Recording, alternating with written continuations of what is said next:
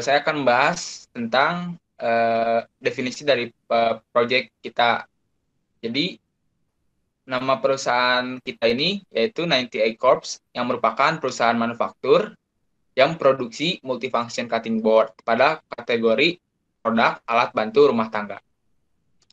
Untuk pemesanan serta jual beli produk ini sebelumnya itu masih dilakukan secara manual atau customer itu harus datang ke toko-toko eh, seperti biasanya gitu, dilakukan secara manual. Nah, berdasarkan masalah tersebut, kita berpikir untuk melakukan suatu inovasi untuk merancang suatu sistem informasi untuk perusahaan 98 Corps, di mana sistem informasi tersebut customer dapat melakukan jual beli, memesan produk secara online, jadi dapat dilakukan secara praktis. Selain itu juga perusahaan kami itu dapat melakukan purchasing, yaitu pengadaan bahan baku kepada supplier dan mengontrol jumlah produksi. Kemudian kita membahas tentang project objektif. Project objektif ini ada beberapa poin. Yang pertama itu poin spesifik, yaitu merancang sistem informasi bagi 98 Corps yang di dalamnya terdapat fasilitas order untuk customer. Itu poin measurable. Perancangan sistem order dilakukan pada bulan pertama. Perancangan sistem purchasing dilakukan pada bulan kedua. Penyempurnaan sistem informasi pada bulan ketiga. Yang ke poin keempat yaitu realistik. Dalam era digital ini, memang 98 Corps memerlukan sebuah sistem informasi yang praktis bagi customer dan bagi perusahaan sehingga dapat meningkatkan produktivitas serta penjualan. Poin yang terakhir itu time bound. Target waktu untuk proyek ini yaitu selama 3 bulan. Selanjutnya kita membahas tentang sistem definition. Jadi setelah saya paparkan sebelumnya permasalahan yang dihadapi oleh 98 Corps, kami ingin membuat suatu sistem yang di dalamnya itu customer dapat melakukan berbagai aktivitas pada menu yang tersedia seperti melihat daftar produk, melakukan order, melakukan pembayaran, dan melihat riwayat order. Selain itu juga bagi perusahaan dapat melakukan purchasing kepada supplier dan mengontrol penjualan produk mereka. Oke, jadi lanjut ke bab kedua yaitu sistem analisis. Jadi yang pertama itu ada sistem functionnya itu boleh. Nah, jadi di sistemnya itu terdapat ada 3 bagian. Jadi ada production management dan ada procurement management dan terakhir itu ada ordering management. Nah, masing-masing manajemen itu memiliki fungsinya masing-masing. Yang pertama itu kalau production management itu dia berfokus pada produksi pastinya. Jadi kayak menentukan jumlah produksi, terus production schedule. Untuk yang kedua itu kan procurement management. Nah itu berfokus pada pengadaan dari bahan baku dari produksi.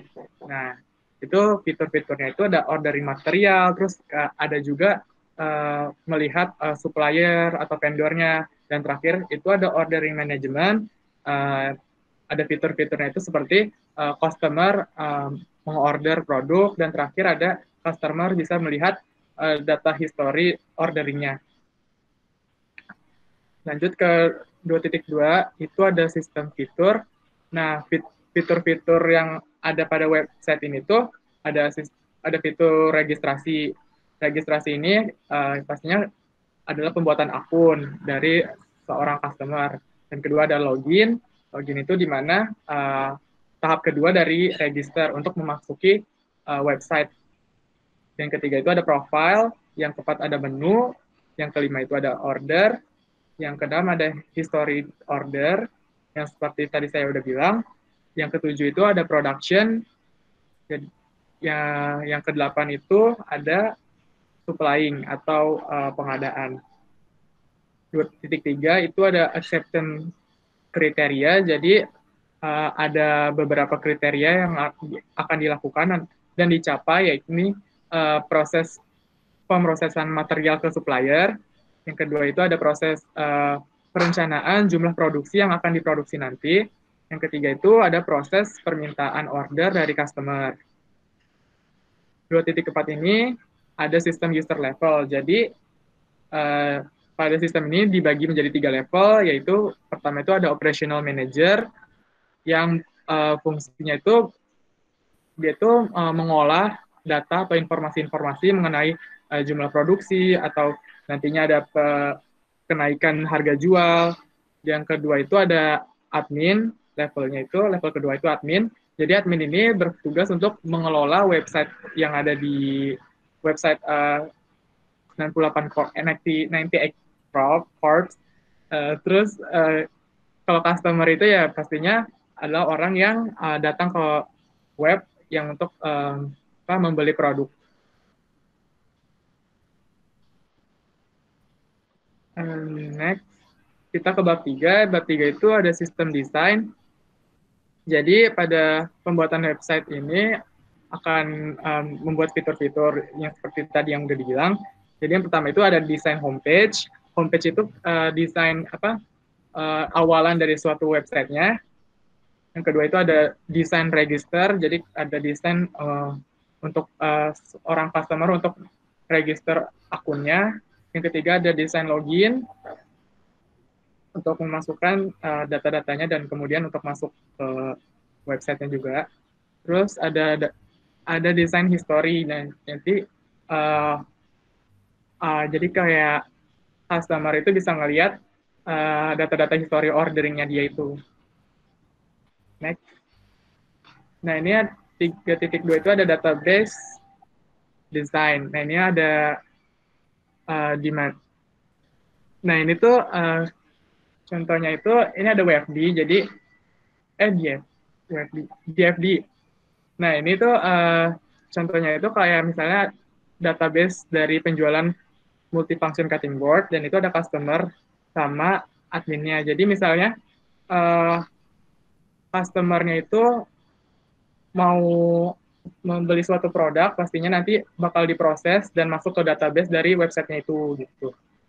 Next itu yang di bawahnya itu ada hubungannya antara supplier dengan production. Jadi misalnya production membutuhkan material, nanti bakal diproses datanya itu oleh website dan akan diolah dan kemudian perusahaan pun akan mendapatkan akan mengadakan pengadaan material gitu. Next.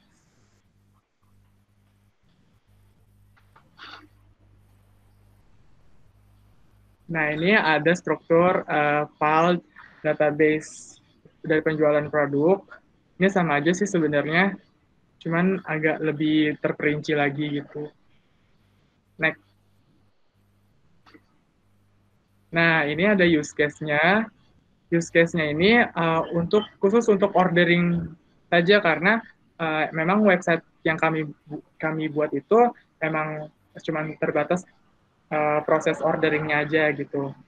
Dari situ ada register, ada logout, ada ordering, ada view list product. Nah, di kedua ini ada activity diagram. Jadi activity diagram itu kayak aktivitas di mana diagram aktivitas dari suatu aktivitas lah. Yang pertama itu ada register. Jadi register itu dimulai ketika customer buka websitenya, kemudian dia akan register, mengklik register gitu, terus nanti dia akan input data-datanya mereka. Nah kalau misalnya datanya itu udah terverifikasi, maka dia bisa lanjut ke halaman yang login. Kalau enggak, ya dia balik lagi ke yang halaman buat input data-datanya gitu. Nah ini kedua itu ada activity diagram buat loginnya. Nah jadi nanti pertama dia bakal buka websitenya dulu, habis itu nanti dia baru masukin data-datanya. Kalau misalnya datanya itu udah valid, udah terverifikasi semua, nanti dia bisa lanjut ke homepage. Tapi kalau misalnya nanti dia data-datanya misalnya username atau passwordnya salah, nanti bakal ada notifikasi gitu, error gitu, nanti dia bakal balik lagi buat inputin data-datanya. Nah, ini buat order. Jadi pertama pastinya dia bakal ke homepage dulu, habis itu dia bakal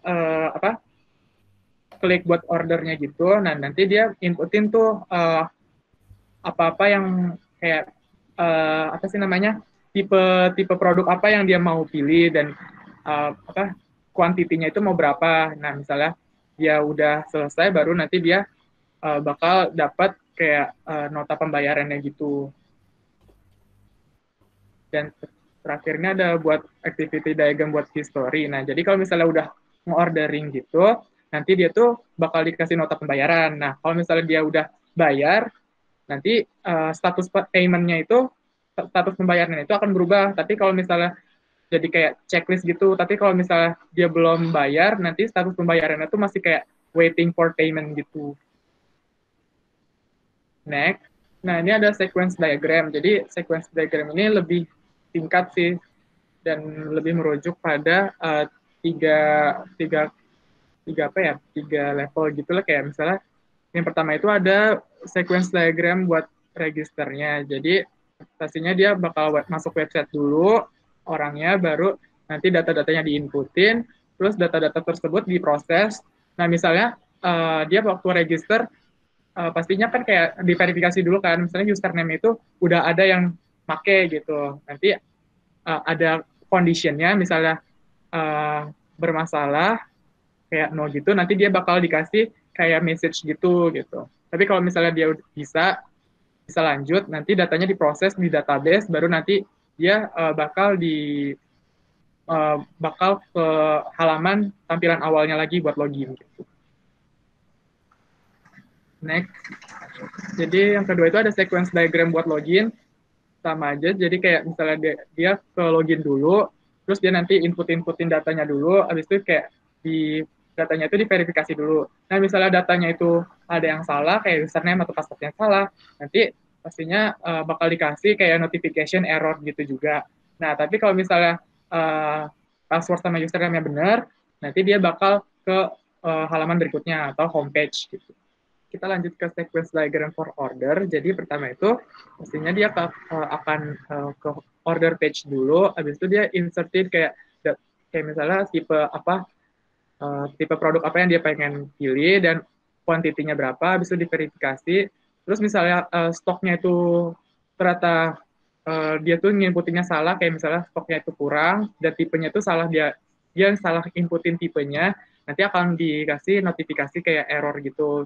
Terus tapi kalau misalnya benar gitu, dia nginputinnya, nanti datanya bakal diproses ke database, terus nanti dia bakal ke halaman berikutnya gitu. Nah, kita masuk ke history, order history. Jadi, habis dia melakukan order itu, nanti bakal dikasih nota pembayaran. Nah, misalnya conditionnya itu misalnya dia udah bayar atau enggak. Kalau misalnya udah bayar, nanti status pembayaran itu akan berubah nanti kayak jadi checklist gitu. Tapi kalau misalnya dia belum bayar, nanti dia bakal status pembayaran itu kayak tetap waiting for payment. Mengenai interface design, yaitu poin pertama tentang interface arsitektur dan interface design. Jadi dapat dilihat di layar, pertama ini ada data store. Jadi untuk harga produk, jumlah produk, tulisan produk, alamat, dan ID customer itu disimpan di data store MySQL database. Selanjutnya itu ada server data menggunakan PHP, dapat melakukan search, add, delete, verifikasi, kalkulasi, dan report. Selanjutnya, karena sistem informasi kami berbentuk website, ini dapat dilakukan di search engine Google Chrome. Dapat dilihat di layar, ini merupakan tampilan kasar website kami. Yang kedua, tentang mockup webnya. Bisa bawah List item, untuk list ordernya, ya. lalu ada history order. Oke. Lalu ini untuk interface detail desainnya dari website kami, ini tampilan laman login-nya. Lalu ada laman registernya, ada laman homepage-nya, yang dimana ada list produknya, lalu ada laman get order untuk customer, lalu ada laman history order. Lalu sekarang ini ada source code dari website yang kita rancang. Ini ada source code-nya untuk semua laman tampilan tadi. Sekarang saya akan mencoba untuk demonstrasikan website yang telah kami buat. Oke. Jadi kita menggunakan localhost. Ini merupakan tampilan login-nya. Jadi pertama di sini kalau sudah membuat akun bisa langsung login. Kalau misalnya belum, bisa register di sini. Jadi di sini kita coba registrasi dulu. Tinggal masukkan namanya misalnya FRI098. Phone-nya misalnya 0812345678. Address-nya Telkom. Username-nya FRI098 dengan password 123456. Kita sign up, maka akan muncul pop-up sign up success, berarti akunnya sudah terbuat. Lalu untuk masuk ke dalam akunnya, kita bisa login aja. Tadi username-nya FRI098, passwordnya 123456, login.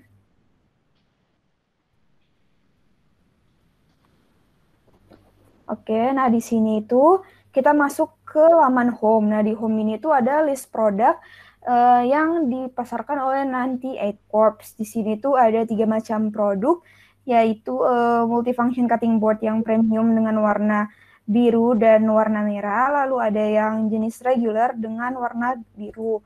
Lalu di sini ada harganya dan ada info stok yang tersedia.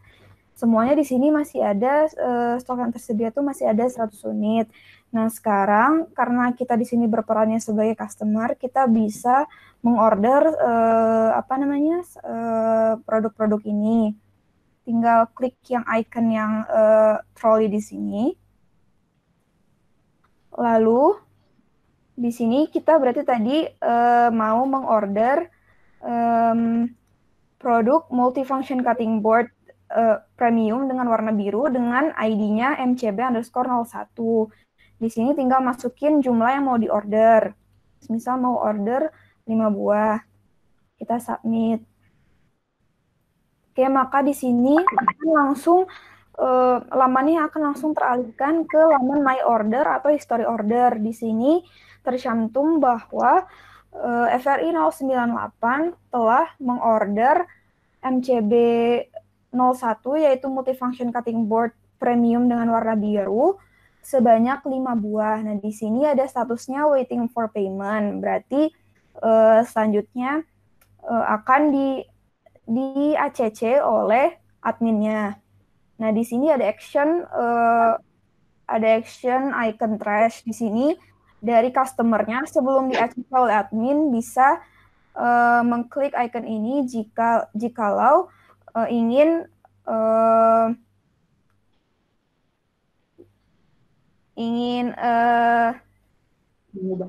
jikalau tidak ingin mengorder produk ini. Seperti itu. Lalu di sini juga ada reportnya. Nah, di sini untuk reportnya masih kosong karena dari order tadi harus di ACC dulu oleh admin.